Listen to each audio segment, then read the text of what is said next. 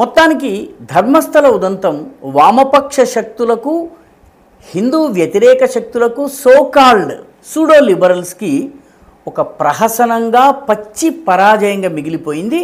ఈ మొత్తము వందలాది శవాల్ని పూడ్చిపెట్టాను అని చెప్పినటువంటి వ్యక్తి తప్పుడు అఫిడవిట్ ఇచ్చినందుకు, తప్పుడు కేసు నమోదు చేసినందుకు అతన్ని అరెస్ట్ చేశారు.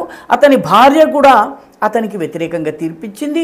మరొక వైపు నా కుమార్తె 2003లోనే మిస్ అయిపోయింది అని చెప్పినటువంటి మహిళ, లేదు అసలు నాకు కూతురు లేదు, నాకెవరో డబ్బిస్తే ఈ కథనాల్ని చెప్పాను, ధర్మస్థలలో ఉన్నటువంటి భూములేవో నాకు తిరిగి వస్తాయి అని చెప్పితే ఇదంతా చేశాను, నన్ను మన్నించండి అని ఆమె ఒక యూట్యూబ్ ఛానల్కి ఇచ్చినటువంటి ఇంటర్వ్యూలో చెప్పింది.